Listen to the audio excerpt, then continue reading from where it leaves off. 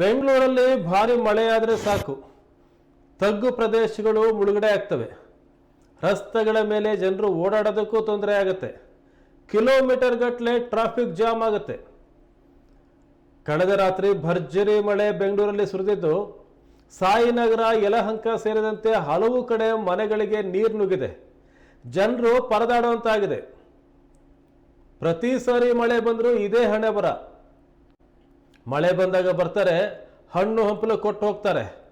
ಆದರೆ ಸಮಸ್ಯೆಗೆ ಇದುವರೆಗೂ ಉತ್ತರ ಸಿಕ್ಕಿಲ್ಲ ಅಂತ ಜನ ತೀವ್ರ ಆಕ್ರೋಶ ವ್ಯಕ್ತಪಡಿಸಿದ್ದಾರೆ. ಪ್ರತಿ ವರ್ಷ ಮಳೆ ಬಂದಾಗ ಪರಿಸ್ಥಿತಿ ಹೀಗೆ ಇರುತ್ತೆ. ಆಸ್ತಿ ತೆರಿಗೆ ಕಟ್ಟಿಸ್ಕೊಳ್ತೀರಾ, ಸ್ವಲ್ಪ ಲೇಟ್ ಆದರೂ ದಂಡ ಹಾಕ್ತೀರಾ ಅಂತ ರಾಜಕಾರಣಿಗಳ ವಿರುದ್ಧ ಬೆಂಗಳೂರಿನ ನಾಗರಿಕರು ಕಿಡಿಕಾರಿದ್ದಾರೆ.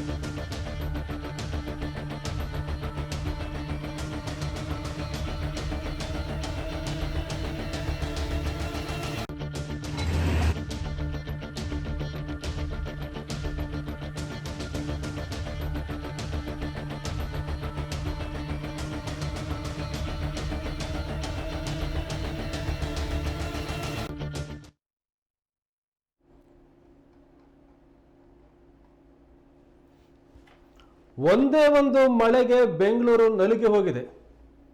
ಮನೆಗಳಿಗೆ ನೀರು ನುಗ್ಗಿದೆ. ಅದರಲ್ಲೂ ಸಾಯಿನಗರದ ನಿವಾಸಿಗಳ ಗೋಳಂತೂ ಕೇಳೋಕೆ ಸಾಧ್ಯನೇ ಇಲ್ಲ.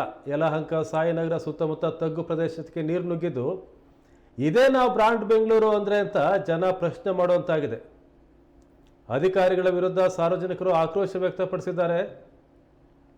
ಪ್ರತಿ ಸಾರಿ ಮಳೆ ಬಂದಾಗಲೂ ಇದೇ ಹಣೆ ಬರ.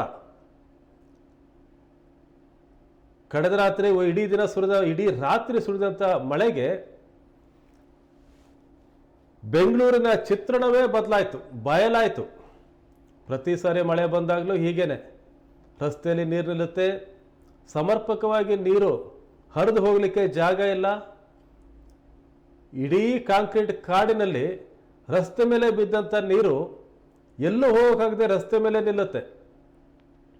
ಬ್ರಾಂಡ್ ಬೆಂಗಳೂರು ಅಂತ ಹೇಳಿ ನೂರಾರು ಸಾವಿರಾರು ಕೋಟಿ ರೂಪಾಯಿಯನ್ನ ಬೆಂಗಳೂರಿಗಾಗಿ ಖರ್ಚು ಮಾಡ್ತಾರೆ. ಆದರೆ ಬೆಂಗಳೂರಿನ ಜನರಿಗೆ ಸೌಲಭ್ಯ ಸಿಗ್ತಾ ಇಲ್ಲ. ನೀವು ನೋಡ್ತಾ ಇದ್ದೀರಿ ಅಲ್ಲಿ ರಸ್ತೆ ಮೇಲೆ ಎಷ್ಟು ನೀರು ನಿಂತಿದೆ ಅಂತ. ಕೆಲವು ಕಡೆಗಳಂತೂ ಸೊಂಟ ಮಟ್ಟದವರೆಗೆ ನಿಂತಿದೆ.